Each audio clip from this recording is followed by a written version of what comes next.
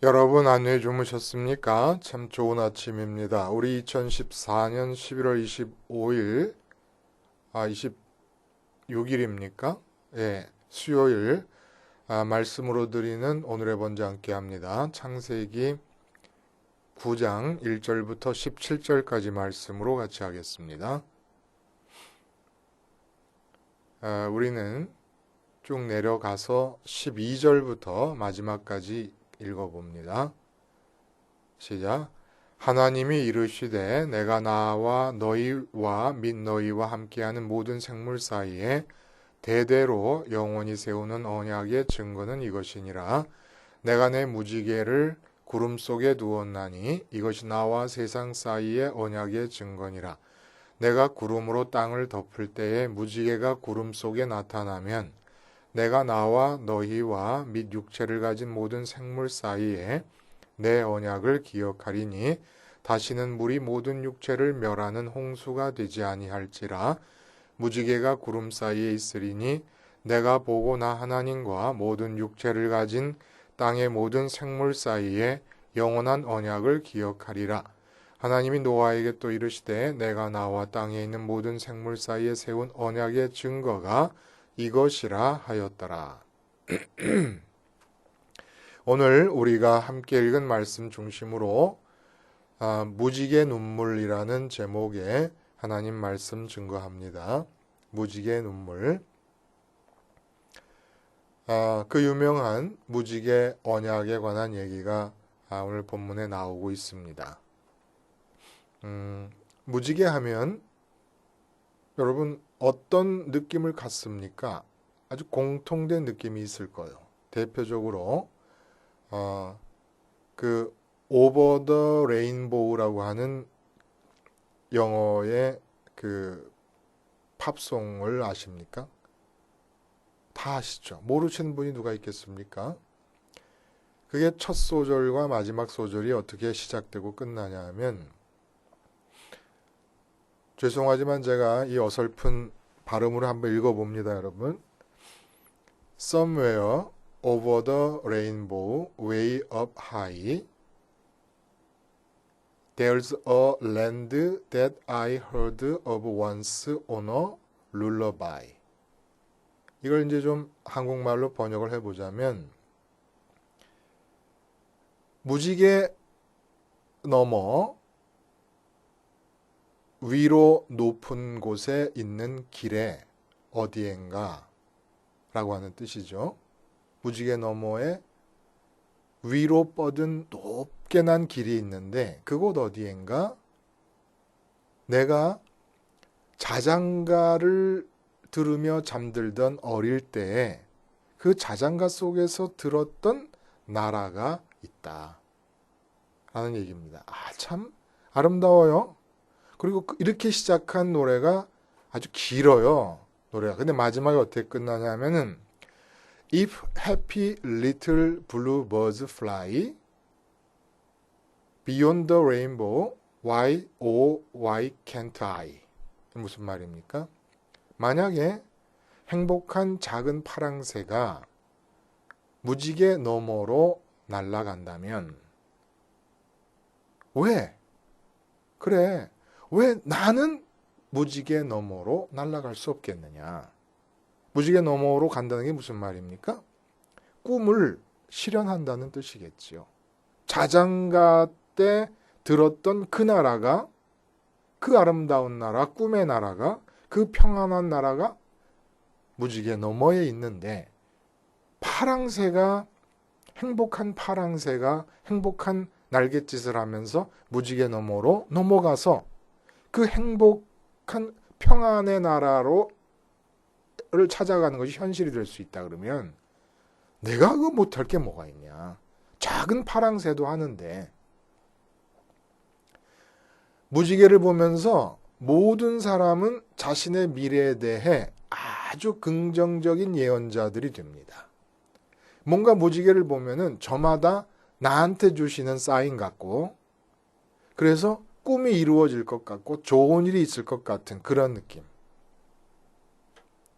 그래서 세익스피어라고 하는 대문호도 그렇게 말했다 그래요. 무지개에 다른 색을 첨가한다는 것은 무의미한 일이다. 너무 무의미한 말을 한 것 같죠. 셰익스피어께서 하나마나 한 얘기를. 근데 무슨 뜻을 말하는 거겠습니까? 색이라는 게 아름다움을 표현하는 가장 대표적인 수단 아닙니까? 우리가 마음으로 야 아름답다라고 느낄 때에 그 아름다움이 색으로 많이 표현되고 있어요. 그렇죠? 조화로운 색, 아름다운 색, 화려한 색, 뭐 이런 색으로. 그러니까 무지개라는 것은 우리 인간이 색깔을 사용해서 아름다움을 표현할 수 있기, 아름다움을 표현하려고 할 때 도달할 수 있는 마지막 아름다움이라 이런 뜻이죠. 색을 보탠다는 게 무의미하다는 얘기가. 근데 이게 다 물정 모르는 무지개에 대한 반응들이다 이겁니다. 무지개를 보면서 온 지구 위에 사는 사람들이 희망을 생각하고 꿈을 생각하고 꿈의 실현을 확신하고 있을 때, 아름다움에 취해 있을 때 딱 한 분 울고 계시는 분이 있다는 얘기입니다. 하나님이세요. 그러니까 무지개는 기상학적으로는 물리학적인 측면에서는 태양빛이 빗방울에 비쳐서 빗방울의 빛을 산란함으로써 생기는 현상이지만, 영적인 입장에서 보면 하나님의 찢어지는 아픔을 느끼면서 인간을 사랑하시는 그 사랑의 빛이 하나님의 눈물에 닿아서 나타나는 현상이 무지개라는 얘기입니다. 그게 오늘 본문에서 얘기하고 있는 거예요. 아파하시는 하나님의 사랑의 빛이 당신의 눈물에 비출 때 나타나는 것이 바로 무지개다라는 얘기를 하고 있습니다. 그러니까 무지개를 볼 때마다 우리는 하나님의 눈물을 생각할 것이고, 하나님의 아파하시는 우리를 사랑을 하시되 아파하시면서 사랑하시는 그 마음을 헤아릴 수 있어야 된다 이런 얘기지요. 오늘 본문의 내용은 뭡니까? 우리가 읽지 않은 부분에서는 창세기 1장 29절에서는 분명히 하나님께서 인간들에게 먹을 것으로 먹거리로 허락하신 것이 채소와 나무 열매였는데, 여기서는 육식을 허용을 하십니다. 그러면서 그 고기를 먹을 때 절대 피째 먹지 말라. 왜냐하면 피는 생명을 뜻하는 것이기 때문에 라는 말씀을 하시고, 그 말씀에 이어서 무지개 언약을 주시는 거예요. 무지개 언약은 쌍방간의 언약이 아닙니다. 하나님이 당신 스스로에게 혼자서 하시는 언약입니다. 그러니까 구름이 이렇게 있고 무지개가 그 구름 위에 뜨면은 다시는 노아의 홍수 때처럼 그렇게 홍수를 통해서 이 지구 전체의 인간 세상을 멸절하시는 일을 하지 않으시겠다라고 하는 약속이에요. 이 약속은 무엇을 뜻합니까? 하나님의 속성상 지구 위에서 살아가는 사람들의 모습을 이렇게 내려다보면, 그리고 구름이 이렇게 보이면 그 속성상 그 구름으로 비를 내려가지고 노아 홍수 때처럼 쓸어버리고 싶으신 생각이 자꾸 나신다 이겁니다. 너무 더러워서. 노아 홍수로 지면을 쓸어버렸지만 노아로부터 시작되는 인간들이 아담의 유전죄로부터 자유롭지 못하는 한 다시 지구는 노아 홍수 이전 때처럼 하나님이 역겨우셔가지고 지면에서 쓸어버리시겠다는 결심을 하실 수밖에 없었던 그 더러움과 부패가 다시 만들어질 것입니다. 그러니까 그것을 내려다보시는 하나님의 속성은 하나님의 그 인격적 기질상 도저히 그대로 놔둘 수가 없고, 구름을 보실 때마다 노아 홍수 때처럼 쓸어버리고 싶으신 생각이 굴뚝 같지만, 구름 사이에 뜬 무지개를 보면서 그 쓸어버리고 싶으신 욕망과 하나님의 생각을 자제하시고 억제하시겠다는 하나님 스스로에 대한 언약을 우리들에게 알려주시는 겁니다. 우리 그렇잖아요. 차 타고 다니다 보면 차가 더러워져요. 그렇죠? 차가 더러워지면 이렇게 차 타려고 또 계속 내 차 있는 대로 가다가 내 차가 너무 더러운 걸 보면 어떤 생각이 듭니까? 세차장 가가지고 그 강력하게 뿜어대는 그 물로 한번 쫙 한번 끼얹고 씻고 싶은 생각 들잖아요. 그런 마음을 지구를 보면서 인간 세상을 보면서 갖게 되시는데 하나님의 속성 자체가 그 더러움 허락을 용납을 못 하시니까 그런데 참고 억제하시겠다는 겁니다. 무지개를 보면서. 그럼 여기 무슨 뜻이 들어있을까요? 이제 이 무지개 언약이 마찬가지로 구약 성경을 이해하는데 또 하나의 중요한 키를 제공하고 있습니다. 왜 율법을 주셨는가? 왜 율법을 주시고 율법을 잘 지키면 무병장수하고 이 땅에서 만사형통하고 믿지 않는 세상 사람들이 원하는 축복을 그대로 다 주시겠다고 말씀하셨는가라고 하는 것이 이 무지개 언약에 대한 의미를 모르면 해석이 안 되는 겁니다. 그러니까 율법을 지켜서 복받게 해주시겠다고 하는 이 말씀의 진의를 우리가 모르고 구약적 축복관을 계속해서 고집을 하게 되는 거예요. 이 무지개 언약을 잘 이해를 못하니까. 무지개가 꿈과 희망을 나타낸다고 생각하니까 셰익스피어 같은 머리 좋고 문장력 좋고 탁월한 그런 사람조차도 물정 모르고 무지개는 아름다운 것이다, 아름다움의 극치다라고만 얘기를 하는 그런 상황이니까 구약 성경의 율법과 율법에 얽혀있던 하나님의 축복의 약속이 진정으로 무엇을 뜻하는 것이었던가 하는 것에 대한 몰이해가 아주 만연하게 되는 것이지요. 자, 그러면 이 무지개의 언약의 의미가 뭡니까? 말씀드렸듯이 하나님의 속성은 용납할 수 없을 만큼 인간의 삶은 더러워집니다. 원죄 때문에. 원죄가 뭡니까? 육체에 매여 있는 상태. 육체를 따라가는 상태입니다. 육체를 따라간다는 것은 육체를 통해서 만나게 되는 대상이 있잖아요. 늘 말씀드리지만 첫 번째가 가족일 수 있어요. 그 다음에 직장에 있는 상황과 사람들일 수 있어요. 그 다음에 물질, 돈이라든지 아니면 재산들, 재물들 중에 자동차라든지 옷이라든지 이런 것들이 또 대상이 될 수 있어요. 그리고 인간사 속에서 일어나는 많은 계획과 프로젝트, 일들, 과제들 이런 것들이 또 대상일 수 있어요. 육체가 있기 때문에 만나게 되는 모든 것들에 마음이 첫 번째로 반응하며 살아가는 겁니다. 거기서부터 판단을 하고 거기서부터 육체로 만나는 이 세상 것들로부터 판단이 주어지고 판단을 하고 생각하고 계획하고 소원하고 행동해 나가는 거. 이게 다 악이에요. 이게 다 악이에요. 이걸 8장 마지막 부분에는 사람이 어려서부터 마음의 계획이 모두 다 악할 뿐이다라고 말씀하신 겁니다.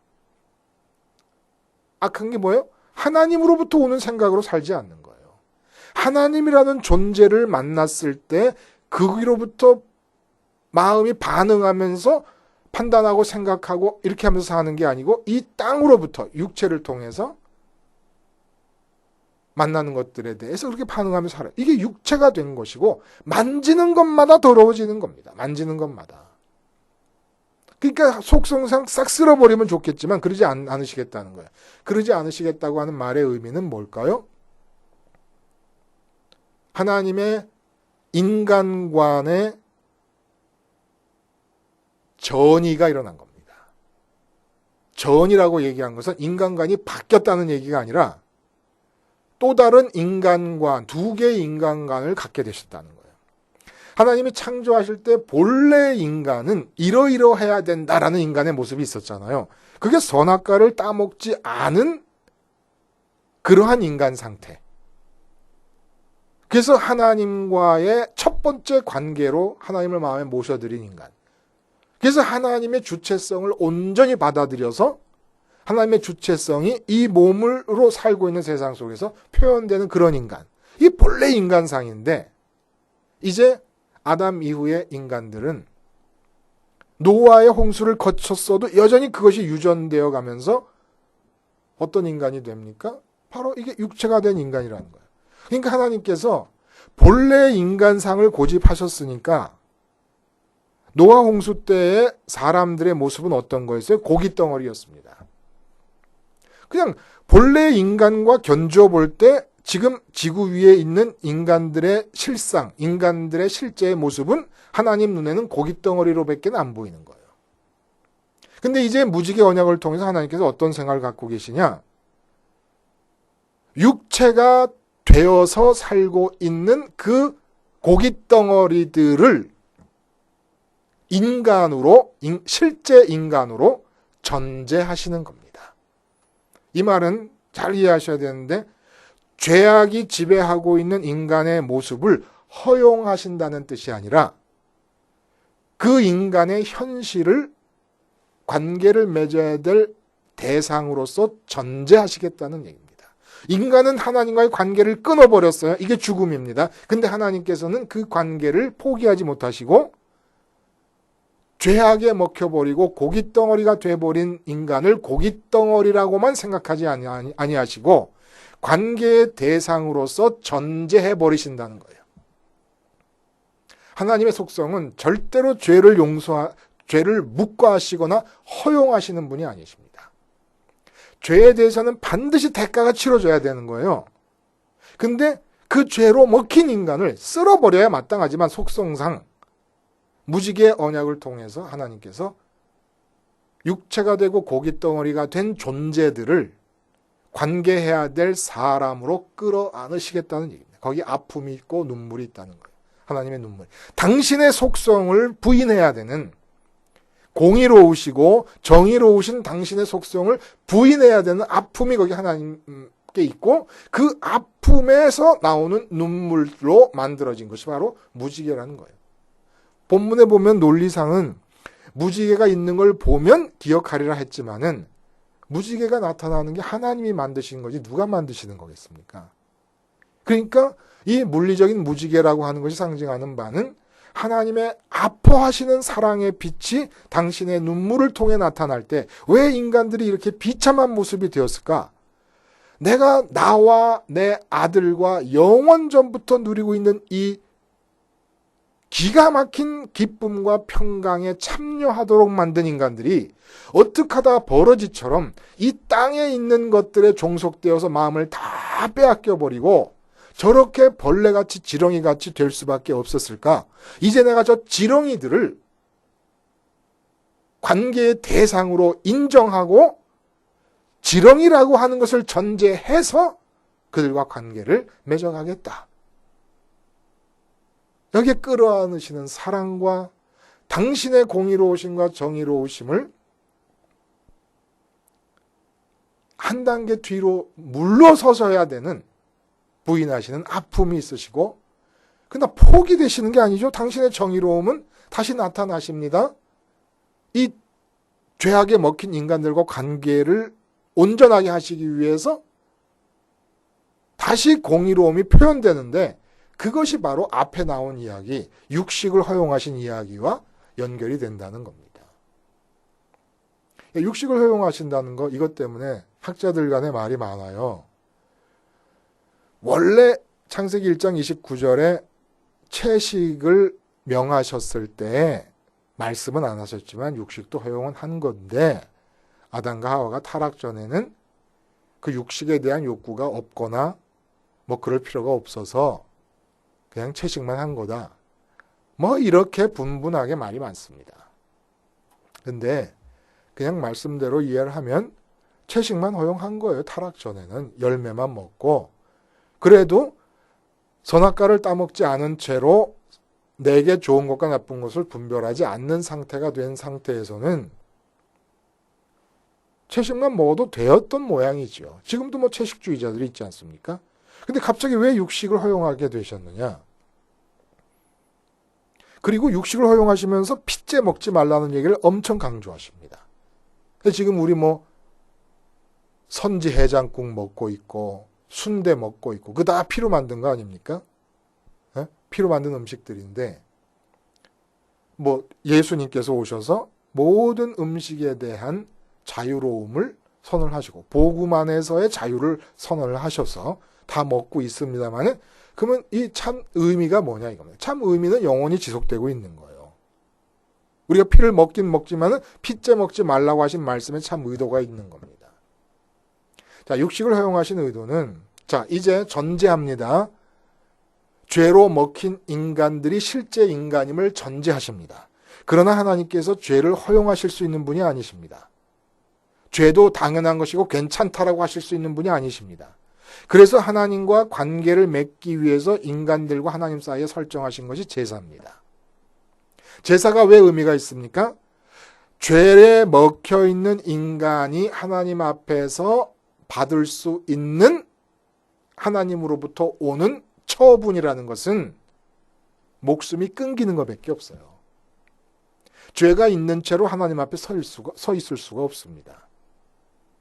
그래서 죄를 짓고 죄에 먹혀있는 인간으로 전제하고 살면서 하나님이 관계하시려면 적어도 인간의 죄에 대해서 해결할 수 있는 방법이 생기지 않고는 하나님의 속성상 그 인간과 관계할 수가 없습니다. 그래서 만든 게 제사고 동물을 죽이기 시작한 거예요. 동물을 죽이는 게 무슨 의미냐? 피를 흘리는 거예요. 피가 뭐예요? 생명이에요. 생명을 왜 흘려야 됩니까?